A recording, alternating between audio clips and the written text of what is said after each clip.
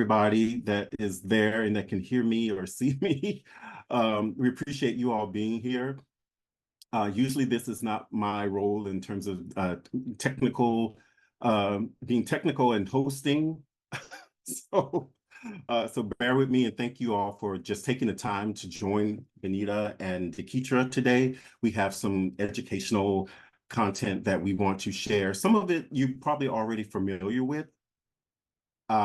And so we want to just do a refresher because we know it's been probably a minute before we may have talked about the things that we're going to talk about today, but also wanting this, because it is an educational webinar, it's something that could be useful for any of you out there in the community that may need to refer back to this topic as a resource.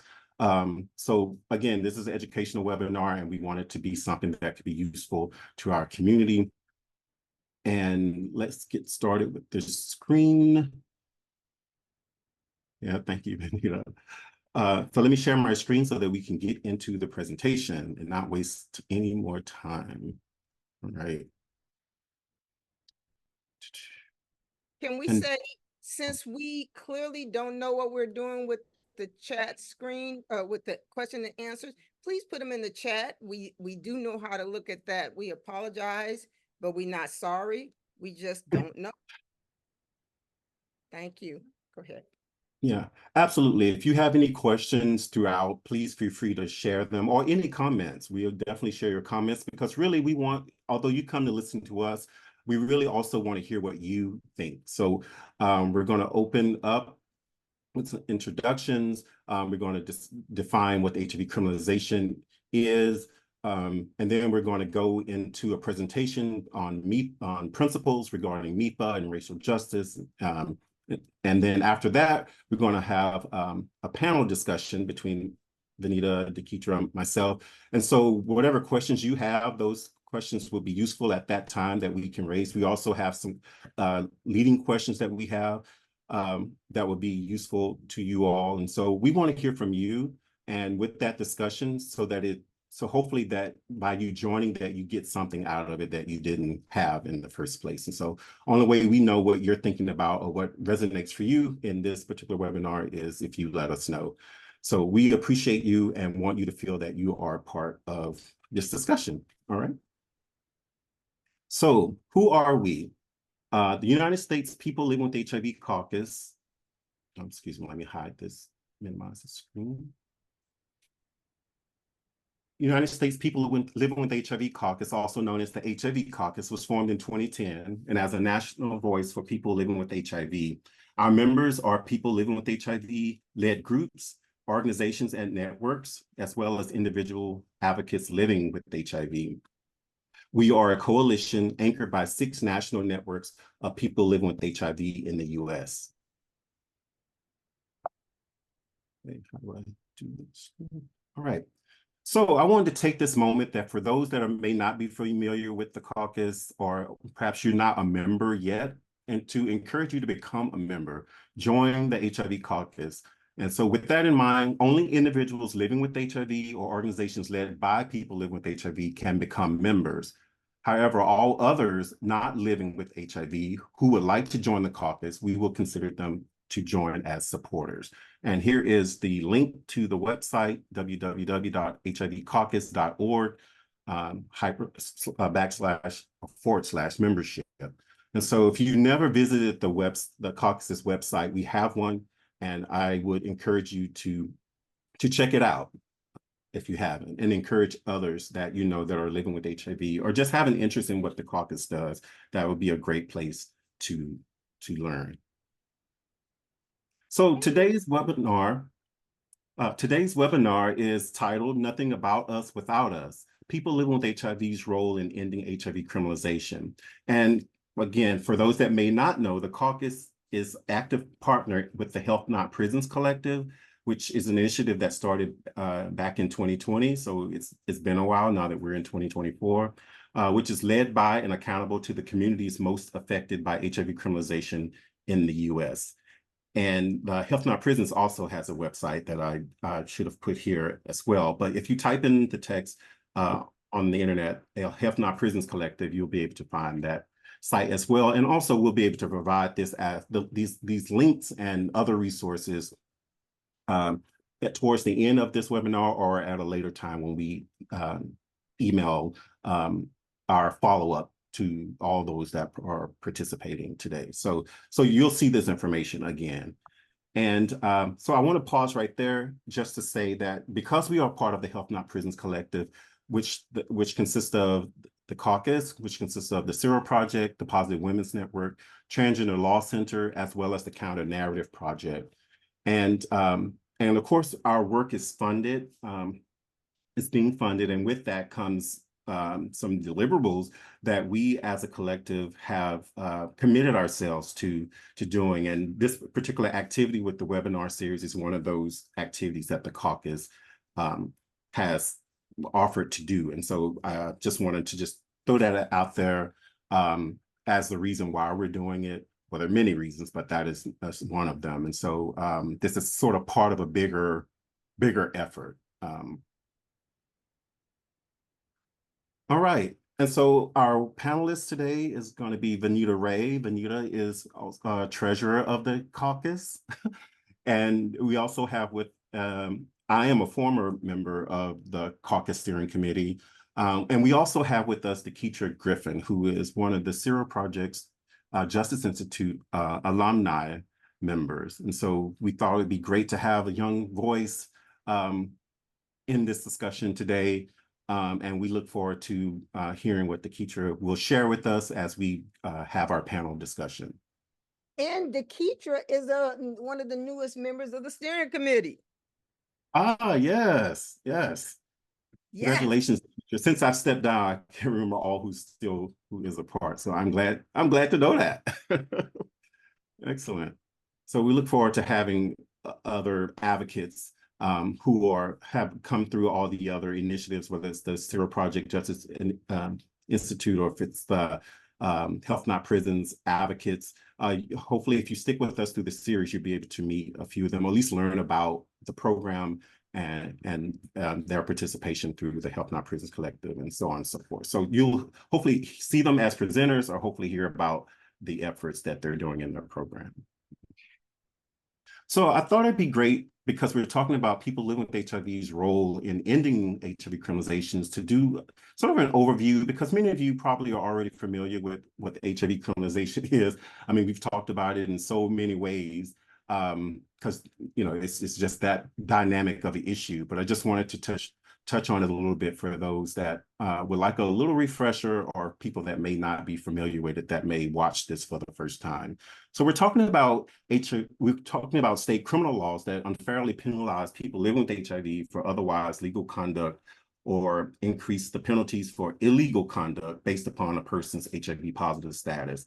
As it currently stands, people living with HIV can be prosecuted for not disclosing their status or sharing their status, as I like to say, before engaging in any type of consensual sexual activity. So this is an example. This can happen even if they use condoms or in treatment with antiretroviral therapy, and or undetectable as a result of being in treatment and care, which makes them incapable of passing the virus through sex. Another point here is none of the HIV-related criminal statutes require actual transmission, the intent to transmit, or even the possibility of HIV transmission to sustain a conviction. But it also and can lead to an arrest. So I thought also that it would be good to identify some trends that I've seen, that because I'm always trying to find how things connect to HIV criminalization, simply because criminalization is like a thread that runs through everything. And so I found it quite interesting that just last week, I ran across this article, and it was about this doctor, Dr. Michelle Gradine, who's the chief medical officer at CVS Caremark. And she was on a panel talking about rebuilding trust within the healthcare. So I was like, this is perfect. So she talked about health literacy isn't the same thing as reading literacy. 90 million Americans are considered to have low health literacy. That means they're unable to gather and understand information and apply it to improve their health because the system is complicated. Well, you don't have to tell people living with HIV twice that it's complicated. We definitely know that. Women know that, like we all know that. So I thought this was pretty telling, and because low health literacy has severe consequences, particularly in the context of HIV criminalization. Americans with limited health literacy may not fully understand how HIV is transmitted, the effectiveness of the treatment, or the concept undetectable viral loads, where effectively treated HIV cannot be transmitted. These are things that we know, but how well do the rest of the country know that? Or how even some of us that are newly diagnosed know that. So there's a lot to learn there, which is what we say to people when it comes to HIV. This is not something once you're diagnosed, you just know everything about it, or you know what to do. So this lack of understanding can perpetuate fear and stigma, often reflected in state laws that unfairly penalize people living with HIV. And so I don't have a state, I'm sorry, I don't have a map to show what the literacy sort of across the country, what it looks like. But of course, we have a map of what the HIV criminalization laws in the various states look like. And so I always love sharing this map because it's just such a great visual to give us of our country. And obviously some of the colors have changed over the years since 2013, 2014 with Iowa. And then the last state was Illinois, which just did a repeal. And so now it is a light orange, but they're still holding with sentence enhancements and so on. So there's still work to do. And when we talk about low health literacy, I mean, look at those dark red states. Yeah, I mean, it is telling that, we still have to continue this education, which is, again, the purpose of this webinar. So, yeah, I wanted to say, Vanita, if we could make sure that we have if anyone's out there trying to get in, just make sure we're letting them in, because I'm totally like focused on this presentation. Okay, thank you so much, Yeah, because I'm so busy. I know we're like totally into it, right? So, okay. So yeah, there's that. Yeah. All right. So some other trends that I wanted to highlight. Let me get my notes here because I wanted to make sure I'm touching on this.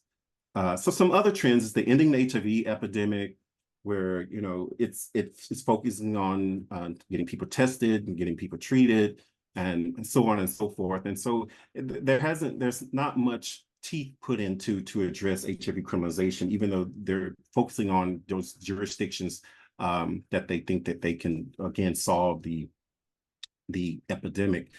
However, the only recommendation that is being made is that one step is to educate members of state and local justice systems to ensure that they understand the scientific and medical data and public health goals. So again, that ties to the health literacy, understanding this issue. And so we have to continue to educate our state and local justice systems, those people that represent us, that people that are enforcing laws and policies. Another trend that we're noticing is, if you participate in any other webinars, we've raised community concerns on MHS, molecular HIV surveillance, and criminalization. Another trend is that when we talk about HIV criminalization, it's not just about sexual contact, but any behavior. We've seen instances where in certain states there's been duplicative felony offenses for exposing a police officer, meaning increasing the efforts that would further expand police power to arrest. So giving them even more range or reasons to be able to arrest or even have people living with HIV prosecuted. So again, these laws don't necessarily protect us as people living with HIV, but they obviously are expanding the laws in a way that they protect law enforcement or first responders, which, as I always say, who is trying to have problems with first responders when we need those people to help and support us in our time of need? Another trend we're seeing is conflating sexual assault and HIV criminalization. I had the opportunity to be a part of a hearing and back in Louisiana to give my testimony in regards to the impact of those laws there. And so that was my first time ever being able to do that. And to be able to sit in that space and hear comments from legislators regarding this issue, we were not speaking the same language. They were clearly talking about the extreme when we're really talking about the millions of people who are potentially affected by this law. And so I wrote an article for the body called Conflating Sexual Assault and HIV Criminalization. So I would encourage many of you that just want to brush up on your understanding of what this means to check it out. Another trend, Black men account for 91% of HIV-related arrests in Louisiana. I think that speaks for itself. And so my intent was to just highlight several trends, many things that we've been talking about for a good while. And so I just brought this up to you as a refresher. I think if I ask each person that's on this webinar today to give a thought, this list would become even longer, But there are also some good trends. Removal of the criminal exposure of HIV from offenses requiring sex offender registration in Tennessee. And so there have been 2 events that have happened in Tennessee, one last year and one this year. And so although these trends, they're bad, but then there are also some good trends. And a lot of that's because of our advocacy and our allies and our partners in this movement work. And so we know that what we're doing in terms of educating the coalition work, all of these things are working in our favor to turn the tide and hopefully change that map that we saw, change all of those colors on that map. So again, just wanted to highlight a few of the trends just to sort of help people understand why we're talking about HIV criminalization and why it's important for people living with HIV to be involved in this particular work, because it is about us. And these laws and these efforts are not were not created with us in mind in terms of being part of the decision making. And so now it's up to us to sort of clean it up, and set the record straight about what it is and what it means to be living with HIV and to decriminalize HIV.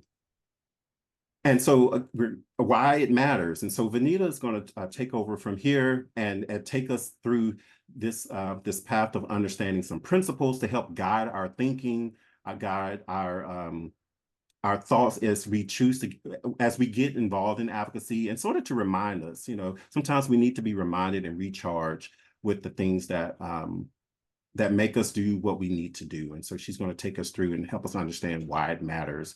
So, Vanita. Thank you. I was having so much fun in the chat and just had to delete mine. I wasn't meaning to be offensive. I'm just straight up when it comes to these issues. While we're being nice, we're being jailed. Bring it back up. Do you have it? Oh, I was going to say, am I supposed to do both? I can't do both. You.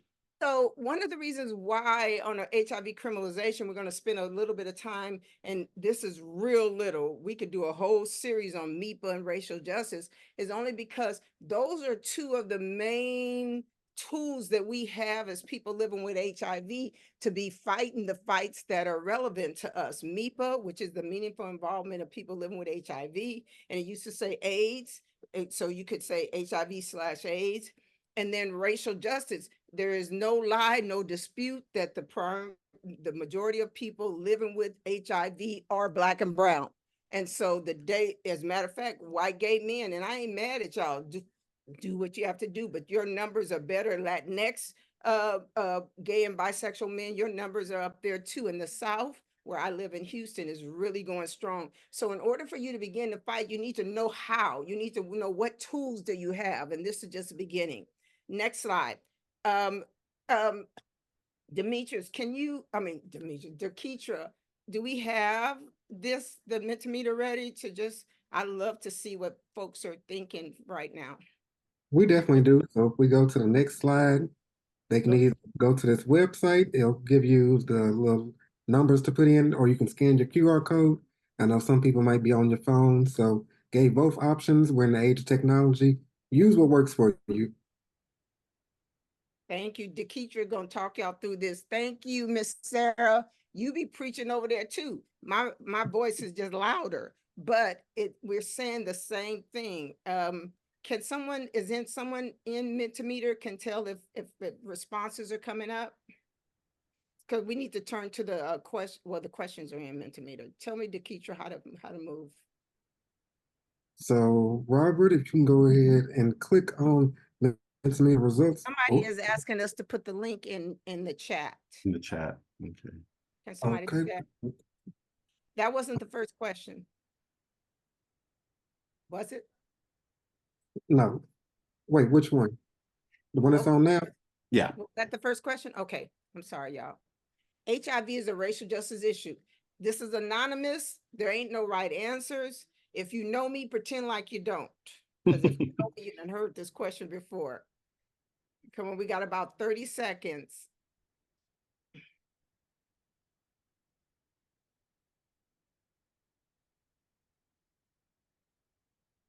Okay, I see you, true. You're not into the Mentimeter, Wanda. I see Aaliyah saying true. Oh, go ahead, y'all. Some other people, we're about who I'm looking for true answers. Oh, a lot of true answers. Bravo. Go to the next question because I don't know where people are writing. HIV criminalization is about it can prevent other people from getting HIV. True or false? You can go to the Mentimeter or you can do what you've been doing in the chat. It's true. So if we did criminalization, oh, we got some false. Shakina, go ahead, girl.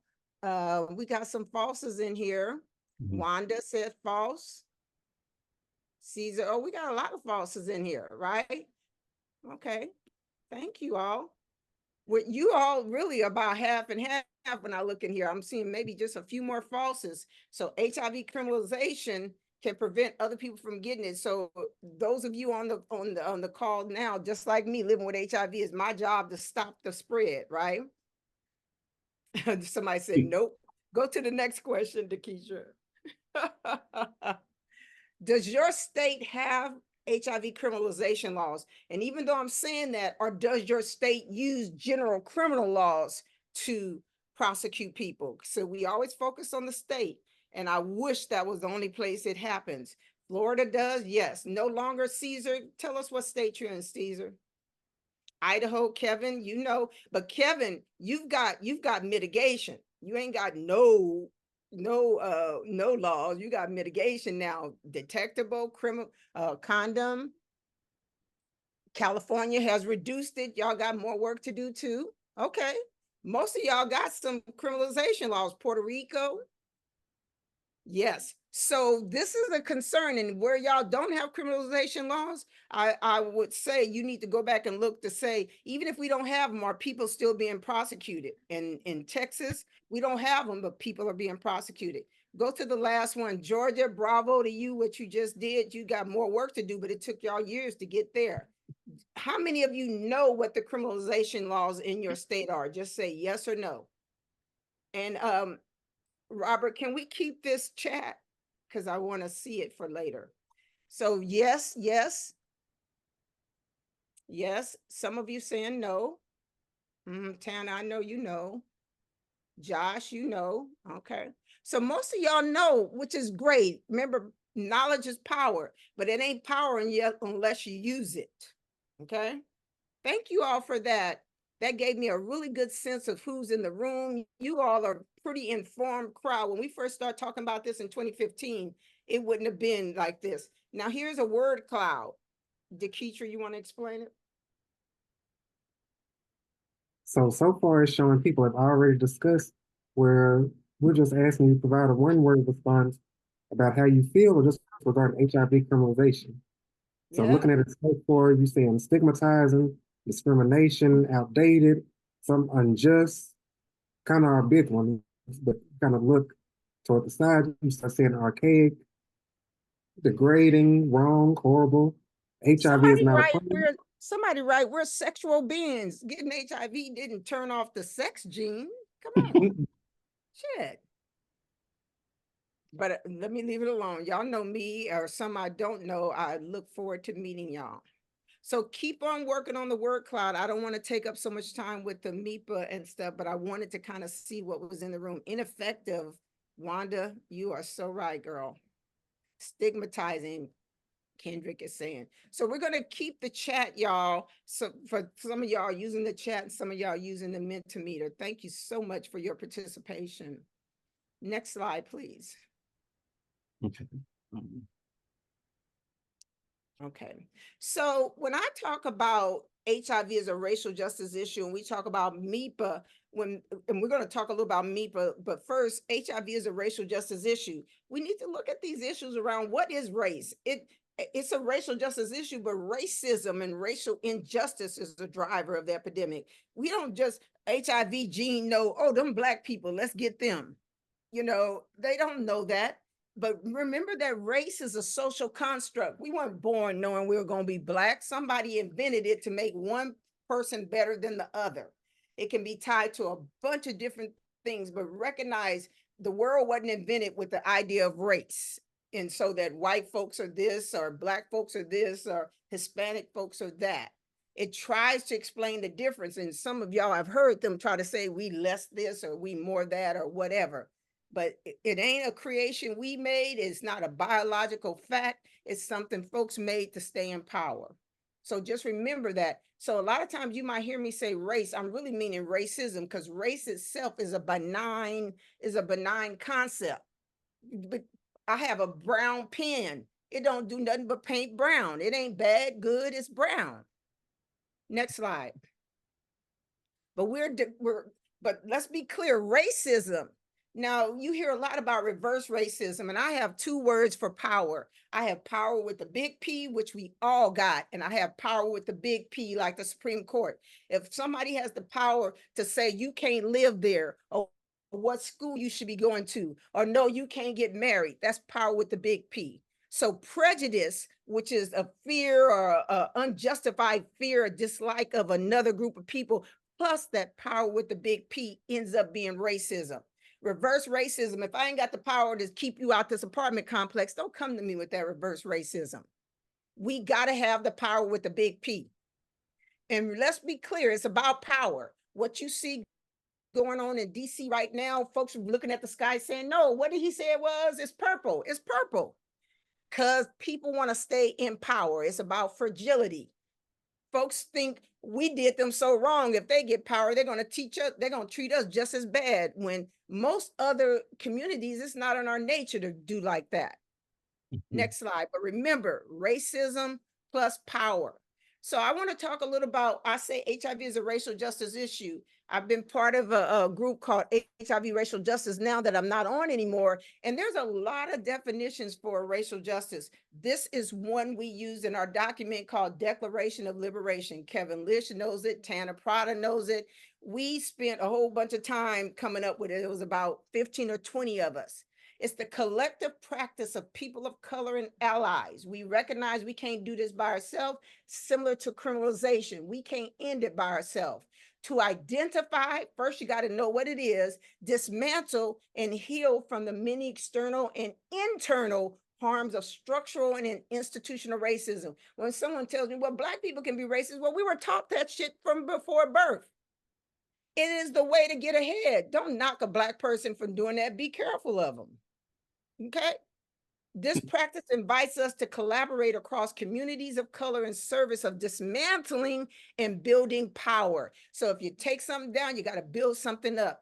The idea of us pitted against each other is one of the conditions that white supremacy is built on. I mean, pitting against each other for funding, pitting each other for whatever. To me, the Black community, the Hispanic community, all the communities, we're a big house. If one room in that house that might have Black gay men in it come up, the whole house value come up.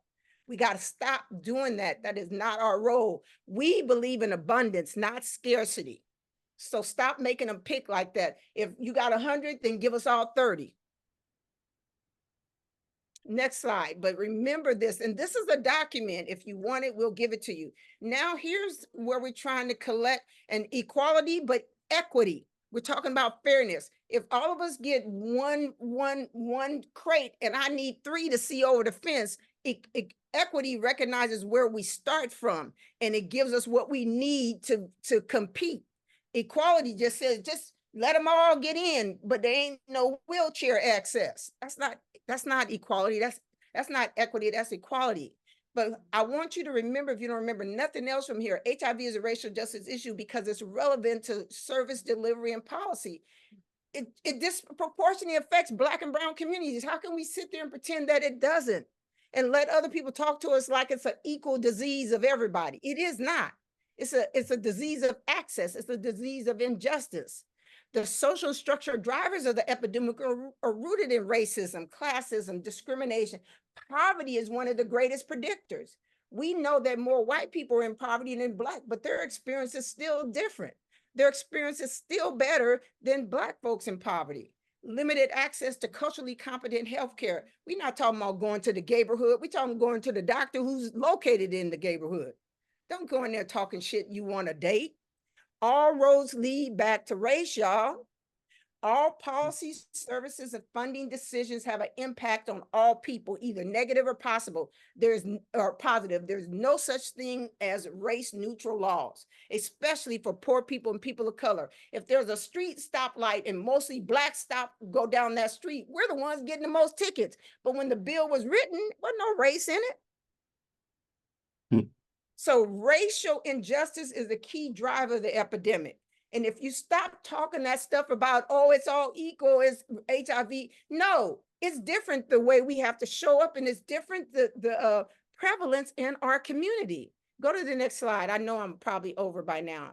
Another way it shows up is in disparities, prevalence, and vulnerability. I don't use that risk. It's a code word for meaning negative. We are vulnerable to HIV because of the viral load is higher in our community. Why does it pick our community? There's a whole bunch of other reasons why we got Uzis in our community and we don't produce none. It focuses on behavior versus structural factors and systemic factors. It's, oh, if we just do better, right? The microaggressions, wow, you speak good for a Black woman. Oh, you pretty for a gay woman. Pretty privilege going on. Be careful of those words, y'all. Allocation of resources. How come this community is getting more than that community? When the government decides we only going to take care of Black gay men, then the rest of us suffer because we're happy for y'all, but our numbers go up. The leadership, decision makers, and hiring. This is one of my favorite ones. People want to know, how do we get racially just? Well, look at your structure. If higher up the structure, they get white and cis, you probably are not serving the Black and trans folks you're trying to serve. The peer navigators aren't listened to by the decision makers. We're the field workers. Language, stigmatizing language and images. Be careful what you're bringing people into. Sharing data without context. Sharing data without the story is violence, y'all. Don't let them put the data up about Black people and not have another slide saying why. The implicit bias that goes on in the healthcare community. They think we all the same. They are not acknowledging for the systemic inequity that we live with every day. They trying to treat it all equal. So we come in there, we must be fucked up. And think about this. If we have a hand in the program design and implementation, I guarantee you it's different. It shows up by the way you design that interventions. When's the last time you used intervention on the street? Say it in a sentence, besides the CDC and HRC and whoever they are. So think about that. It shows up in so many ways. If the top person, I say, who did you ask? Well, we asked our people, who is your people? I want to know. Go to the next slide. I think I'm finished, y'all. I really am, because you know I can get carried away. So now I'm going to talk to you a little bit about MIPA, meaningful involvement of people with HIV and AIDS. Most of you all have talked about this, but I wanted to show you what the actual document looks like. It's very short, the part that talks about us forming our own caucuses to choose our own representations. There are times we mix with our allies and times we mix by ourselves, y'all. If you making a decision about my community, somebody from my community need to be at the table. And don't be patting yourself on the back because you're the only one there. If you're the only one there, you got a problem because you should have been bringing somebody else. We should be included in anything that involves decision-making. And the Denver Principles in 1983, some young gay and lesbian folks they weren't allowed into a conference that was talking about us, and they went back and wrote the Denver Principles. Google it. It says that we are only sometimes victims, or we're only sometimes patients, excuse me. We're not victims. So I advise you all to read it. It's powerful. It's written by white folks, but there's applicability now, and it applies in every community, that the decisions about that community need to be made by that community. I don't care if they purple, green, whatever. we're talking about HIV. Next slide. I think I'm just about finished. MIPA, you know what it is. It's meaningful involvement of people living with HIV. And meaningful, it means don't bring me there, give me a gift card and a meal and send me on my way. Meaningful. I know sometimes we want that, but meaningful. Okay? You define meaningful, not them. And then JIPA is used on the global context, the greater involvement. I use them together. You can't call me when you need me. I need to be coming when I need you. So it means being meaningfully involved in people living with HIV in the programmatic policy funding decisions and actions that impact our lives. If somebody comes up with a design for a campaign and says, Vinny, you want to be in it? Hell no. I didn't design it. Why should I be in it? And I know we need money, so I'm not knocking anybody who does it. But the goal is to be the ones designing the campaign and then being in it, because their shit is not what we would create. Next slide. You will get these slides, as a matter of fact. So MIPA looks like meaningful is centering our voices in decision making, all decision making. I don't give a fuck which ones. It means going to the board meeting if it ain't right.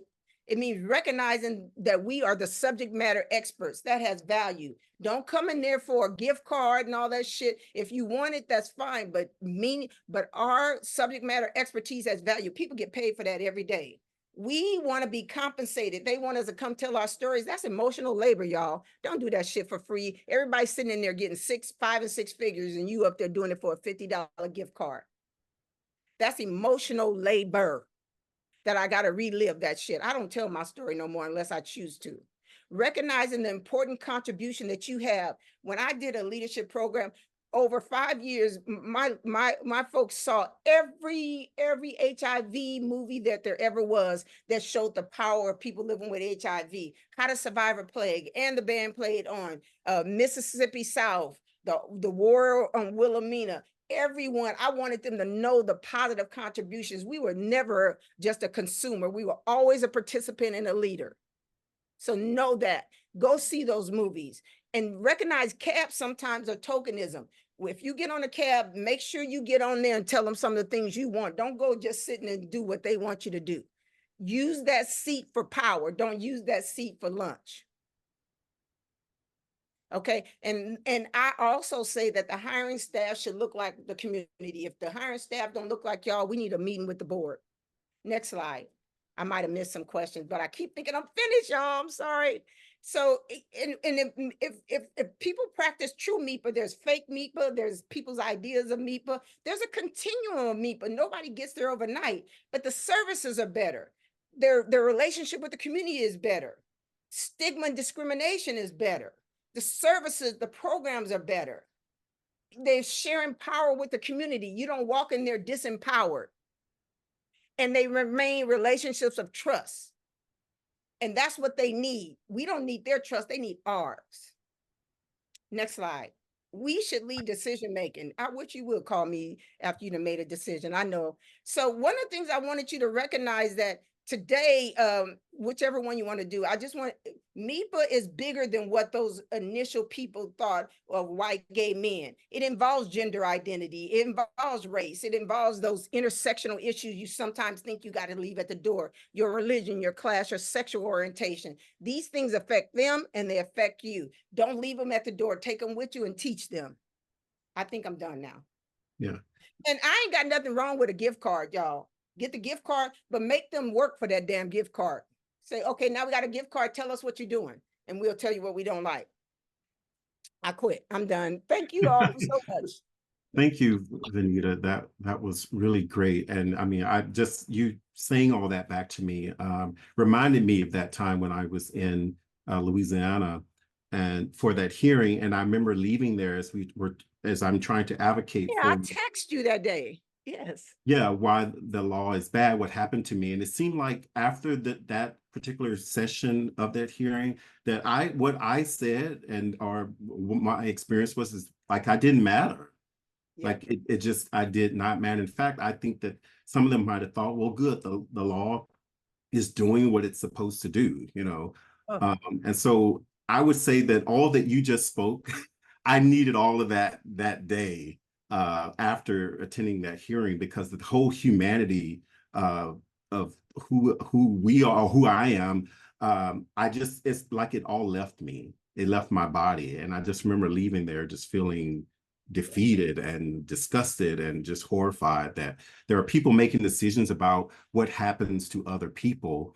And then there's no consideration about their humanity at all. Robert, when I had to testify at a legislative hearing, I was the only one who was testifying in opposition of it, only one with HIV. And first thing I said was, it looks like I'm the only one with skin in the game. That was how I started.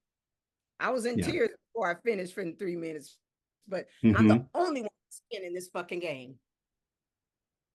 Yes. So that's why this is so important. In fact, I was so outraged that is what compelled me to write that article about conflating sexual assault and HIV criminalization, because I feel like I couldn't I couldn't let April go until I had written that article, because it just being in that hearing just really it changed me in a way that I had to get it out. I had to say what it was that was bothering me about that. So now we're at our panel discussion. And so this is the good part. I haven't looked at the chat because I'm sort of controlling the ship here. Benita's also. But we got some good questions, and I'm going to start with a question because I want to bring the teacher in here and get his voice. But it's a question that we all can answer and speak to. And so with the teacher, the teacher and I were actually at a conference, national conference for social work in HIV and AIDS. Hopefully I got that right. So that was my first time attending that conference and being on a panel that was titled about I forget what it's called, but fighting injustice, but really addressing HIV criminalization. So of course I was happy to be there because we're talking about that issue, but it was the first time that I was able to speak to that body of professionals who happened to be social workers, and the Keitra was also there. So the Keitra, my question is to you as we have this discussion, and everyone please feel free to comment, or if you have a question to put it in chat. What best practices have emerged from your work in integrating the voices of those most affected into the policy-making process? So as a social worker, this is a question I would have asked the audience, what best practices have emerged from your work in integrating the voices of those most affected into the policy-making process? Or what is your perspective? First, as you pretty much got firsthand experience at the conference, social workers kind of serve as the front line for people living with HIV. Unfortunately, even when I did my workshop at the conference, about 25% of these social workers actually know or even understand HIV criminalization laws where they live. So you're talking about, these are people where it's like part of their process is to advocate for social justice. Well, how are you advocating for the clients you serve if you don't even know that this exists as a problem? So it kind of stems back to that meaningful involvement where those that are actually living with HIV, we don't have to just educate ourselves and anyone else. We also have to educate the people that are supposed to be fighting for us. So it's like education, awareness, that is a big piece. So meaningful involvement takes into place just with that. We also have to build partnerships, have to be meaningfully engaged in other people, not just, oh, well, it seems like you have money, let me go to you. I'd rather do the work alone as opposed to, oh, well, you wrote a check. Now I can't do A, I can't do B, I can't do C, but I can do C, Z, and Q. Well, there's not too many words that have the letter Z and Q in them. So now you limit me on what I can do, what I cannot do. So it's definitely being intentional on how we move and how do we build these partnerships. Those are definitely the best practices. Yeah, absolutely. I remember the question about whether people thought these were state laws or federal laws, and there was quite a number of them that thought that these were federal laws. And so, I quickly let them know, no, unless you're in the military, that's the only place that I've seen people on the federal level have faced prosecution. But that's a whole nother thing. but these are state laws. So I just wanted to make that clear to them. These are state laws. So you might be in a state that actually have these laws. So if you think it's just a federal law, then there's some learning. There's a lot of learning that needs to take place there. And so I mean, learning is there, but we also have to take a step back. As you even saw, like some of the questions, they're still not using person-centered language. So it's like you in this field, you are social workers, your whole mind frame is supposed to be person-centered. Every time it was always, oh, well, HIV infected, or the person is infected with HIV, or the HIV person. I'm just like, you all are social workers, focus on person-centered, but are not person-centered when it comes to HIV. Yeah. Okay, got it. That was another component that we need to add for those living with HIV. And also, that's kind of my baby project, just with that whole crew, just to be like, y'all have to stop. Yeah, Shelley has made a comment. I feel that social workers, health advocates are doing their HIV client a disservice by not knowing that the HIV criminal laws and how the client should protect themselves. Exactly. But I will say I appreciate that association for taking the chance to bring it up within the social and sort of champion it really as a way of trying to move forward with it. And so I give kudos for that effort because it takes courage to do that without facing, with fear of facing the backlash from people that may have felt some kind of way. And particularly we were in Florida, so crazy things have been happening or are happening in that state. And so sometimes you never know what type of environment you're in. But luckily, these people came from various states for this national conference. And so it was an opportunity to plant some seeds and hopefully change some hearts and minds moving forward. So my intent is to continue to hopefully work with that association with the resources that they can provide their constituents to be able to, bring them up to speed on where we are in the movement and in advocacy. Take them the stigmatizing language sheet. Yes. Criminalization is harder to understand, but stigmatizing language and people first language is not. So there's a sheet that you can give them. I've done a workshop on people first language and stigmatizing language with them at the National Association of Social Work. They need to incorporate that. And that's something simple. They can carry it with them. There's no excuse. If you call me infected, I wouldn't even answer to you. Mm-hmm. Yeah. So that's something they can have right now as they're learning about criminalization. Yes, looking at the comments. Thank you, Dietz, for posting the article that I written in the chat. I'm just looking at what everyone's saying. God, this engagement is great. So I see your point about saving it, Benita, because this is some, You know what? I wouldn't even known about criminalization if it wasn't for Monique and Robert and Ken. The article in 2014 in Pause Magazine about you too, I took to a HIV support group. It was 2015 or something like that. No, 2006, 2005. I took to a support group with me and said, look at this. And it pissed me the fuck off. And that's where I started at. So thank you, Robert, for putting your light out there. Happy to have to. Looking at some other comments here, the white supremacy and the xenophobia within the HIV care services is real. Yes. And don't forget that language applies to pictures. If you're sitting in a room and there's a picture and it's a traditional insulting picture, that's stigmatizing as well. You should be able to walk in a room and feel affirmed by what's on the wall. Yeah. Also, Dale says they are state laws. Yes, yet it comes down to the local health officers and prosecutor enforcement definitions of such laws.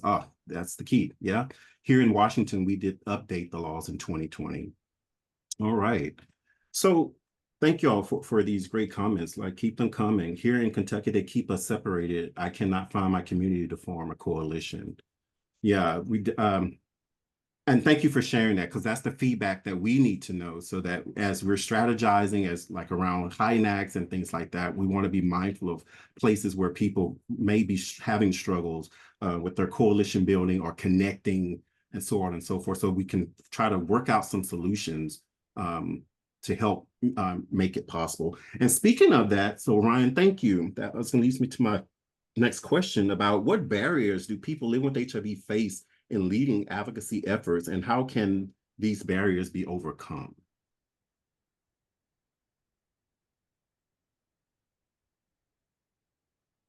So I would say one of the barriers, you got to make a decision if you're going to be open with your status or not. There's a place to advocate, negative or positive, because this is wrong. So be clear, because people will use it against you. Once it's out there, it has unintended consequences. So that is a huge barrier. And folks need to think about, to be clear about whether they want to be open or not. The second is, if you don't know an answer to something, don't give misinformation.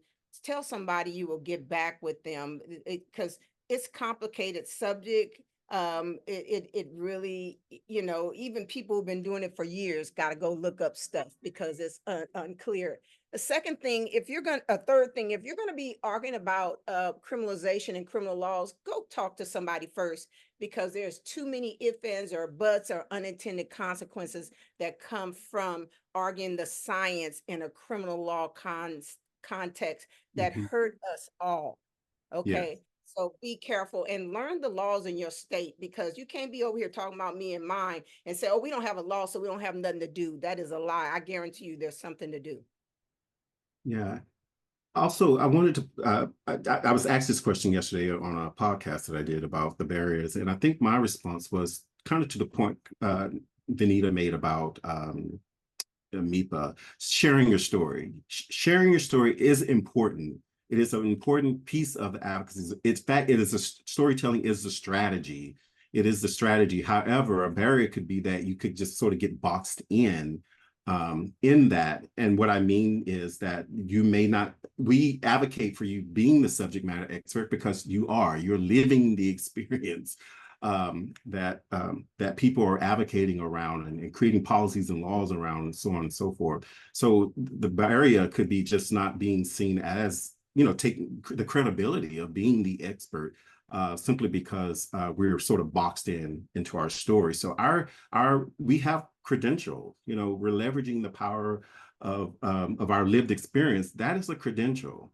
It's a credential that the very people who may have the degrees or years of experience, of working experience, but they don't have the lived experience. And that is something that nobody can take away from you. And so I would tell other advocates, you can do both, or you can do it all. And what I mean is, you can tell your story, but you also can speak to the policies, the laws, and all these other areas. You may have to pivot some things and pull some things from your story to relate or to support whatever your arguments are. But the story is the foundation, but you have knowledge and lived experience based on whether you're incarcerated or in the public in the hospitals or the clinics or wherever. You have the ability to apply the knowledge that is needed. And to the points made by Vanita, you should be paid. You should be paid handsomely and equitable for that. Be careful about this. What I've seen a lot of people do because we have a lot of education. We can't end criminalization just with people living with HIV. So we've got to get others on our side. And unfortunately, the state legislatures turn over every 2 years and all this stuff. But in talking to people living with HIV, when you're first diagnosed, you feel like a victim. So you want everybody charged. Well, you didn't realize you're in the same boat of the people you trying to charge now. And so is that really the answer? So you got to get clear on your perspective about HIV. Yes. Because you can't be, I'm against it when you gave it to me, but I'm not for criminalization because you gave it to me. I want you to go to jail, but I want you to go to jail because you over there giving it to somebody else. Jail is not where we're going to stop criminalization. I asked a question in the beginning, if we enforce criminalization, would it stop? There is no data, no anecdotal data that shows criminalization stops transmission. Right. It's nowhere to be found. And it's just a punishment for having sex while positive. That's what it is. Right. That's the bottom line. So if you want to charge somebody, stay celibate. All right. Okay. I'm not Yeah. staying celibate, so I'm good with that. But if you can't put yourself on the other side, because no matter who you tell, they could tell somebody else. And I've gotten thousands of calls about somebody telling somebody that they thought they could trust. Yeah. Yeah. And therapy. Mm-hmm. I Absolutely. think Oh, yeah. resources, Go ahead, Keitra.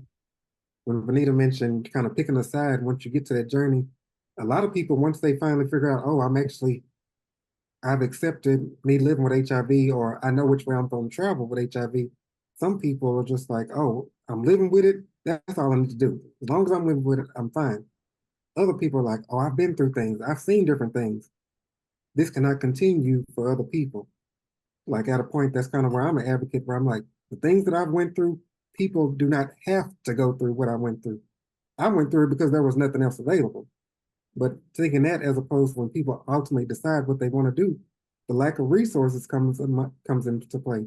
Whether that's, oh, well, I'm new and I don't know what to do or how to say it, or I'm new, or basically, like Ryan has been mentioned left and right in his state, don't know where to go, who to turn to, kind of building coalition. What does that look like in my area? Also, for some of these individuals, funding. Um, I'm not gonna step up to these efforts because I gotta worry about where I'm sleeping at the end of the night. So I love y'all. I appreciate what you're doing, but I gotta take care of me at this point. So all this, like we have structural barriers, but then you have in terms of the individual barriers, which is like it's an individual issue, but it still ties in hand. Because at the end of the day, look, people living with HIV, we know at the end of the day, housing is a factor. We all talk about social determinants of health. All Mm-hmm. these factors go into play. Same thing goes here. If I'm not 100%, let's believe you might not even get 10% out of me.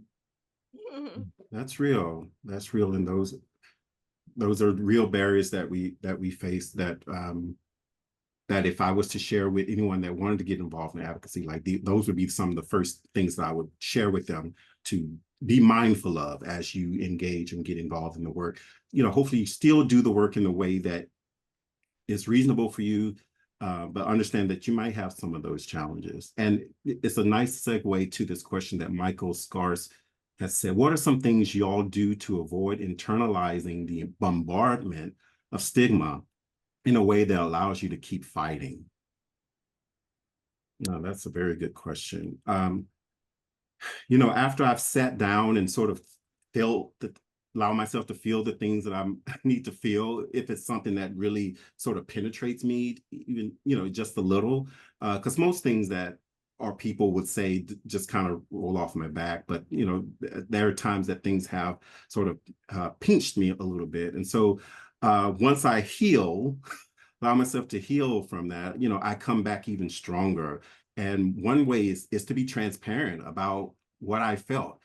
Right now, I'm able to do that, to speak more, to talk more, to write more about what HIV criminalization, how it made me feel, which is something that I've not really shared a whole lot. And so, so for me, it's about just allowing myself to be transparent, allowing myself to share what I felt and to not feel ashamed or embarrassed by it, but really share it because I'm learning that it can and will help somebody and hopefully encourage someone to keep going.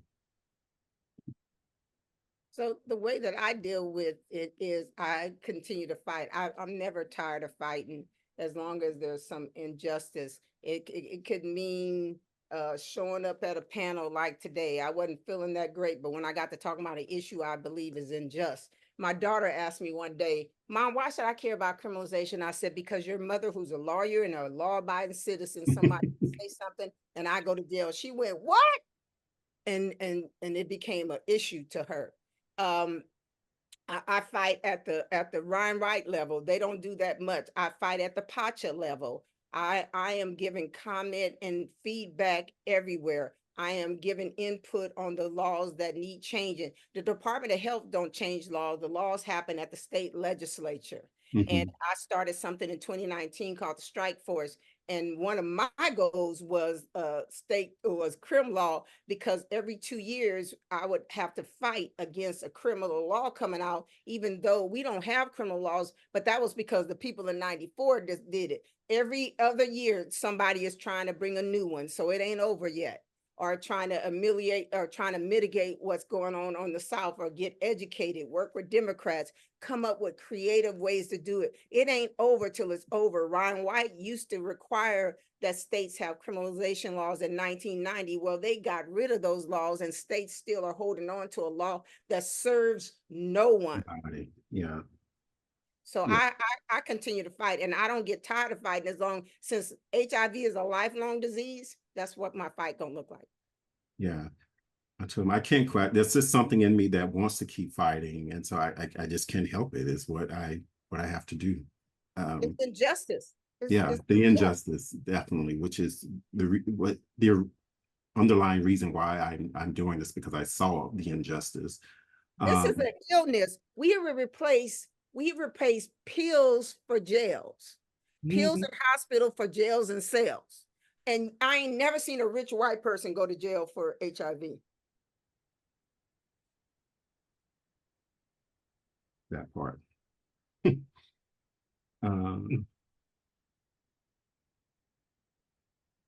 All right. So another question that I had here, which I think, Benita, you may have already touched on it, but I'm going to ask it anyway, because I remember someone at the conference asking this. What are some effective ways to educate and engage stakeholders who are initially resistant or indifferent to the idea of decriminalizing HIV? So I don't try to convince people of my way. All I say is, you in my boat too. I'm gonna fight for you, even though you don't know no better. There was one lady, folks reached out to me. She became positive. Her husband gave it to her, so she thinks, and he was giving it to other people. So I reached out to her on the internet and said, and tried to talk her out of it. And I said, okay, I'm a positive woman like you. I will not fight against you, but I'm going to fight against this law. So I don't attack people living with HIV. And reminding people they're in the same boat with me, that somebody can come at them for, is a real interesting argument. But I never fight against somebody who's living with HIV, but I will fight the law. I think they're informed, think they'll never get on the other side of it, and it could happen overnight. Nikitra, you were saying? Well, a lot of us, or let me not say a lot of us, some people be like, oh, you're on the fence. I need to try to kind of persuade you or anything like that. Why? My question is, why? When all you have to do, provide the information, there's data that shows, look, I can show you 25%, I can show you 10%, 15%. The data speaks for itself. People have done research, there's research out there. For us living with HIV, it's about providing that accurate information. Benita already shared earlier, if you do not know, there is nothing wrong with saying, hey, I do not know, can you give me a business card? I can send you that answer when I do have it. That is a great question, but don't sit up there and tell them the wrong information. Please do not. These check out what your state. Oh, I'm sorry, the teacher. No, you're fine. I'm like, there's nothing wrong with being transparent, because these individuals are human. You need to find out in your state that you live, find out the committee that would be the one that would house a HIV criminal law. Be aware that they don't always use HIV criminal language. One statute we had in 2015 didn't have nothing about HIV in it, but when I researched it, it was. So find out the committee that it normally would go to, get to know those people, find out where else it might go, so that you can get involved. You must get involved at the state legislature. Get to know your council member. One time we fought a bill. The only reason I knew that it was coming was the chief of staff for that legislator called my office and said, you want to know this, because people know you fighting against it. And I was able to keep that bill from being introduced. So there's all kind of ways. Start letting people know that you're against criminalization. It'll come to you with information. Yeah, absolutely. I'm all about being explicit about it. And I know in our movement, we use the term modernization. However, I feel like modernization is okay. However, I feel like some people can hide behind modernization because, as you pointed out, Vanita, on one hand, you're like, oh yeah, I don't want to be criminalized, but on the other hand, you're like, oh well, yeah, those people should be criminalized. And so Yeah. so reform. I learned this from the other people that taught me about reform. Means it's just we change it, but it's also changed in a way that could also impact someone else. And so every time I see the word reform, I have to change that word in my mind to say change. Reform policy, no, change policy, because I'm not in the business of solving one thing only for it to continue to harm another person like that. We might as well not be doing it if we're not going to be all the way. So I'm all straight for decriminalization of Thank you. HIV. I want to talk to y'all about that for a minute. A lot of people say reform and modernize, and I'm not mad at y'all, but I operate from the premise that I have a health condition that ain't got shit to do with criminalization. So my first argument is this the argument? Should we be talking health over here in the criminal side? And then since they want a boogeyman and say, yeah, then I'll go into my arguments about why it shouldn't. But I always start from the premise that no health condition should be talked about in the criminal context. I will not concede that without having to say it. And then since you want a boogeyman, let's talk about how. Yeah, and I know that's a challenge for a lot of our advocates and people living with HIV out there in the field to uphold and use, but you got to try And where then we go to can. modernization and reform, Yeah. We go to that. But I start from the premise that no, what health condition you got? Should we criminalize that one? Yeah. And Deets, I'm glad you're coming. You should also be careful with legislators you partner with. Just because they act like they're going to be cooperative doesn't mean they will be. We learned that the hard way in Louisiana. And don't think just because somebody's a Republican that they cannot be an ally. So you're going to have covert allies and overt allies. And your overt, they'll get you. But we want a bill in 15 because of our covert allies. I still won't mention his name. He put our agenda items so low on the agenda in the conference committee, it couldn't be heard by midnight, and we won. Wow. And see, that's where when it works. But gosh, you had to wait, right? You have to we wait fought all the way up to waiting, though. We fought. Yeah. So yeah, it's worth it. Yeah. Whew, that wait, that was another thing that stood out for me, was the wait before we actually our turn came up to address the bill. So okay, so those are a couple of questions that we have for our panel, and I know a lot of you have commented and you have questions here. So this is the period where we're going to take your questions and try to answer them the best we can. So let me go here because someone actually did go to the Q&A and also see the questions in the chat. So just bear with me. So someone says here, because this is pretty long, what would you suggest to do when an ASO has discriminated against you and when confronting the CEO about it, you were ignored? Then you asked to meet with the board and blocked on all social media. The ASO leadership are all white, heterosexual, cisgender women, and most of the staff is as well. There are no HIV positive people on the board or on staff. Okay.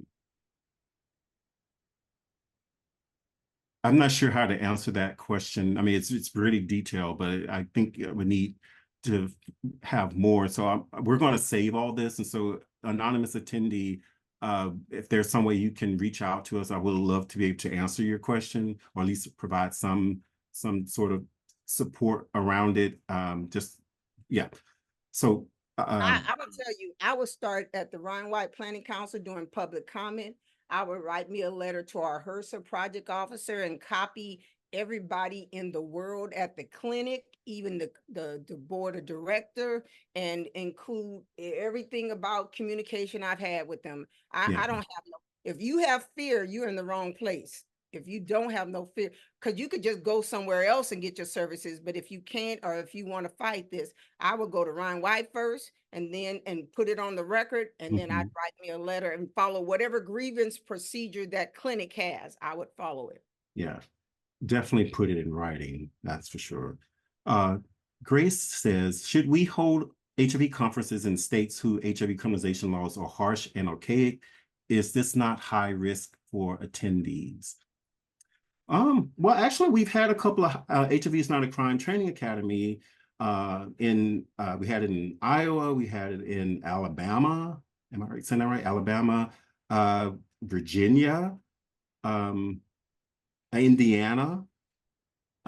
So right now we're looking to see where it's going to be held for next year. But I think we have. I want to say it has been a strategy in some sense to hold it in certain states. I know other conferences, for example, with the what is it? The one that's happening soon. USCHA is being held in Louisiana and New Orleans. And so there is an intent to do an HIV criminalization sort of track there in that state. And so I think we as advocates are like, we're not scared to hold conferences in those states. However, we are mindful of the political reality and sort of whatever else is going on in that state to see if it's actually safe. I want to say, I'm trying to remember what state. I think there may have been a state where we had some concern, but I can't remember. It's been a while, but Well, I could say this, Grace, if you have some place you want, remember, it's got to be outside of town. We won't do any, and it has to be at a university because mhm. we can get cheaper rates there with the food and stuff, and it has to be out the outside. It can't be in town. So they got a lot of requirements about that. So read the RFP, and we could hold it in other states, but they have to come in at a price that we can afford. But I found a couple in Texas and they didn't work out. But if you have some, get the RFP and send it to them and see if they can meet the price and all of the other criteria we have for where to hold it. And I would say I don't think we've had any issues in terms of us being hosting the conferences. At least if there have been, I've not heard any. But so it appears that we didn't come in lower and the location and things like that. Kevin from Ciro says we are expecting 6 to 7 proposals from schools around the country. Excellent, excellent. And Kevin, can you write what states those schools in, or can you not release that?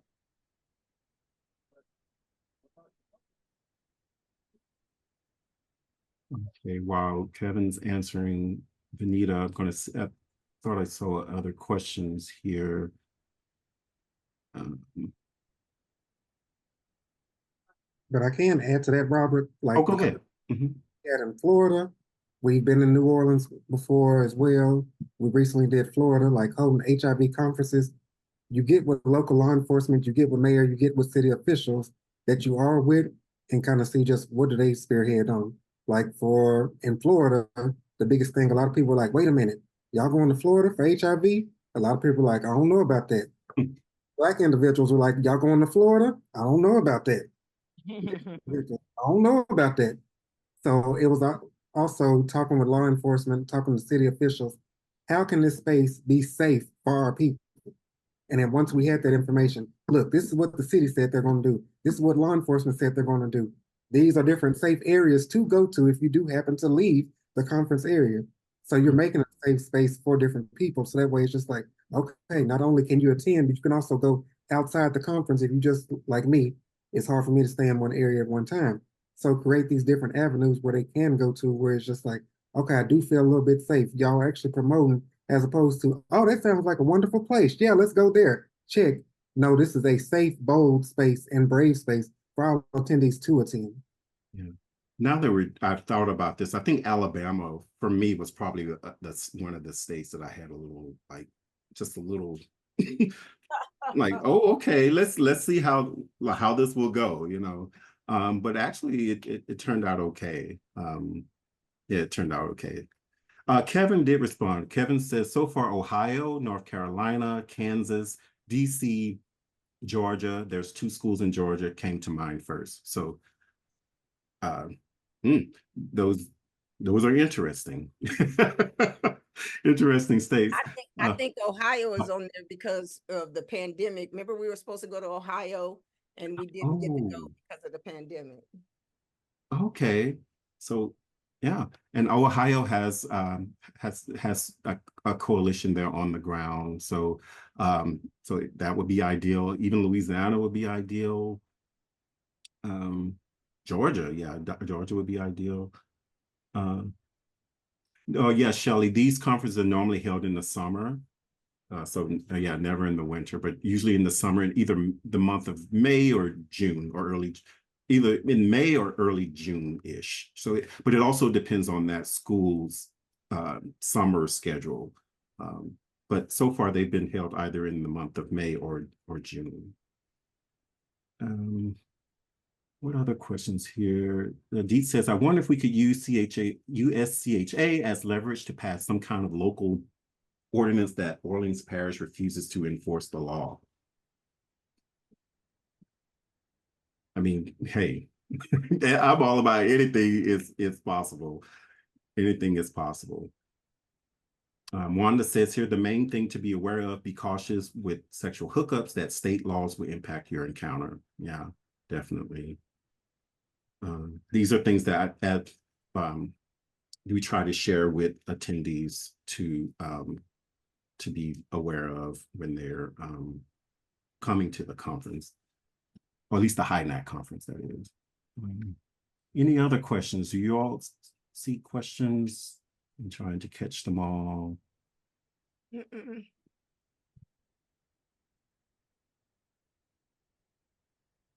I thought I saw one here. I do want to say, I think sometimes we depend on too much on the ASOs to meet our needs. They just can't. And we have to operate outside of the ASO bubble because they just can't. They are not there to do that. And they all they care about is if we're viral suppressed with a CD4 viral load. That's it. Mm-hmm. Yes, thank you, Katrina. I saw your question earlier, and thank you for prompting it again. Katrina says, I feel like it's hard to get involved on the state or federal level. What would you recommend as strategies to joining some of these bigger groups? What state is or she says, how to become more active at the state and federal level. Sometimes it's like a closed circle. what state is she in? What, if you don't mind sharing with us, Katrina, what state or New York? Oh, you were here where I am. I'm here in New York. New York does not have an. There's a chapter there and different stuff. Go ahead, Robert. Oh, I was going to say, Katrina, I'm happy to chat with you offline since I'm also in New York. But New York doesn't have an HIV specific law. However, they have prosecuted people under other laws. And in fact, they're challenging a law now that's a centuries old law that wants to punish people for STI, which I think in this instance includes HIV, potentially includes HIV as well. And so when I say century, I mean this law is, I want to say is in the 1800s, and I could be wrong, but it is a century old law, yet it's not as enforced, but it is on the books. So they're trying to, yeah, Jada, thank you. Trying to repeal Public Health Law 2307. Yes, 76-year-old law. So Katrina, if you're interested in that, you can follow with myself or Jada. Jada works with the Center for HIV Law and Policy. And so they're very involved in the coalition work that's being done on this particular law here in New York State. So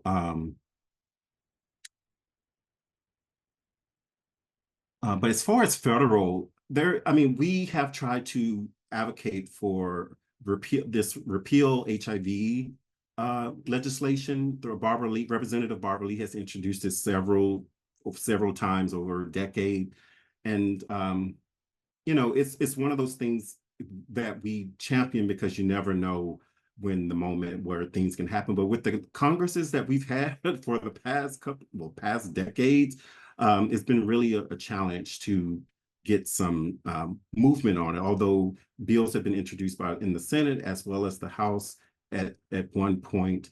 But again, not making it either to or out of committees. I mean, we've done, and not that we've stopped, but it's just that we made that attempt, and we just have to keep going with the legislator that's going to continue to champion it. And Barbara Lee has been that champion for at least a decade, and some others have stepped up. And we even had a bipartisan effort as well. And so that's one thing that I can say that we keep trying. On the federal level in the military, we have advocates, Ken Pinkella, who's been impacted by HIV criminalization in the military, that has used his life and his case as an example to push for change. It's continuing to. And there's also been other people who have used their lived experiences to try to change, not try, but have changed laws as relates to HIV, the punishment of HIV or discrimination of HIV in the military. And so those are the things that I can speak to. And maybe when you speak to Jada or even myself, maybe we can tell you more about what else are going on, because CHLP, this is their bread and butter to focus on the state, federal, at all levels. Yeah, Benita. Williams case, which was one of the very first yes, sensationalized cases that CHLP is still trying to get him. He served his time. Now they got him in indefinite civil commitment. It is ridiculous to be punished for living with HIV for now going on 30 years. So it's, or 25, Jada, I don't know if I'm saying it right. But anyway, it's just, you think it can't happen to you. People have lost their children. I remember I was at a conference and we were going to have a table talk about sex. And do you know the only thing that was discussed at that table was fear? I thought I need to go somewhere else because I want pleasure, not fear. And the Houston quality of life statement, one of our statements is sex without fear of prosecution. Because they don't even look at us as people anymore. And I would love to see a campaign that showed negative people showing the people that are positive that they love, to change the dynamics that way versus just us.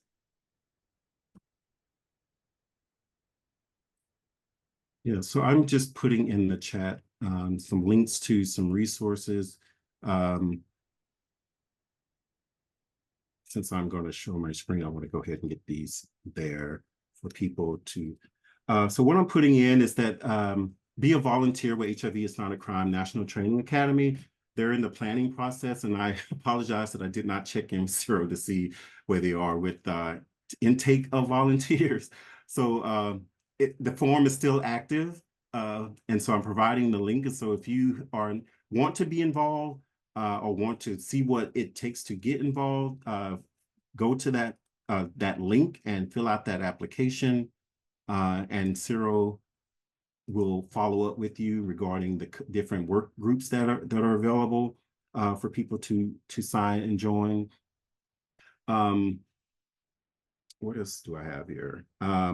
Also, I'm a part of the HIV Justice Network, and I sit as an advisor on the HIV the Global Advisory Panel. And HIV Justice Network has created this online tool that if you were an advocate and just wanted to brush up on your skills on an advocacy or strategies around HIV criminalization, you can actually take this course. And a couple of people have taken it. It's more of a global tool, but we here in the US can definitely use it. It's pretty user-friendly, and you can take your time with the course. And so if you need to stop, you can always come back to it. And at the end, you get a certificate. And so if you're sort of new to this, move to this issue, or new to the work, and you just kind of want to see what it's all about, that course breaks down a lot of the things that we address here today, and then some. HIV Criminalization 101. And it looks at HIV criminalization in different ways, because there's different strategies depending on what strategy is required. This course pretty much covers what those things are, so that when you're back in these spaces, you kind of can follow and understand what strategy is, and what's a particular strategy and what isn't.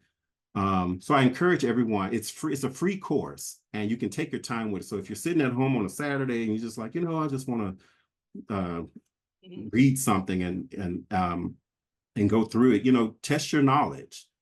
Test your knowledge and see what you know and what you don't know. So it's a great tool. So I want to uplift that. Also, Health Not Prisons Collective, as I mentioned earlier, that the caucus is a part of. We have a newsletter. You can sign up for that so you can get updates about what the Health Not Prisons Collective is doing, as well as the HIV Justice newsletter. There's a newsletter there. I also have another tool from the Center for HIV Law and Policy. I mean, they have all kinds of tools on their website. So if you just go to Center for HIV Law and Policy, you're going to find something, include that map that I showed you. But they also have a manual for advocates. And Jada, I don't know if it's as updated, but still the information in there is still good. And I know CHLP is pretty good about updating their materials, but it is still good. So it's a resource that I will share later. So as we share the slides with you, I'll make sure you have a PDF of the links to these things that I'm mentioning. So I just want to highlight them at this moment. And yeah, become a volunteer with HINAC, do the HIV Justice Academy course. Yeah. Jada says that one hasn't been updated, but the information is still useful. Exactly. So we have 2 minutes left. To give a visual of a South African, I guess it was the Supreme Court, where the lead justice is a man who happens to be gay and living with HIV. Would that be? I don't want anybody living with HIV, but their laws reflect having somebody with lived experience sitting on the seat. Judge Cameron. I Yeah. just can't replace it. Yeah, Judge Edwin Cameron. I'm done. Yes, thank you. So we appreciate your comments. Everyone's saying thank you. This was very informative and educational. Good. That's what our whole goal was, for it to be educational and just sort of refresher for some people, and just probably just a place for people to just sort of plug in and vibe with us because they ride with us in this movement work. And so, Grace says feeling empowered. Oh, great. This is so good. Thank you all for this feedback. This is excellent. And so, I agree with Vanita. So she said Jada should be on this panel. Yes, Jada should. I mean, these are all good people, regardless of who is on it. And some people are just, so amazing. And so I wish you all the best in your advocacy. Know that we are here. We are here for you. We look forward to seeing you at HINAC. We look forward to seeing you at any of the conferences if you're able to make it. Let us know who you are. Let's connect. Want to get you also connected to coalitions that may be, if you're not aware of which one is in your state, I'll share some links to those coalitions that some of them have websites. So we will work with you to make sure that you are connected and have the tool and access to the tools that you need to strengthen your advocacy in whatever form and shape and fashion that is. So thank you, everybody. We appreciate your time, and thank you for taking your time to learn something today or brush up on your advocacy skills. Thank you. And we'll be in touch with our future webinars. We're still working on some of those webinars, but stay posted. We'll let you know what they are as soon as we have them ready to roll out. So this is just the first one of a series of 5 webinars between now and August from the caucus. So stay tuned. So thank you for attending the first one.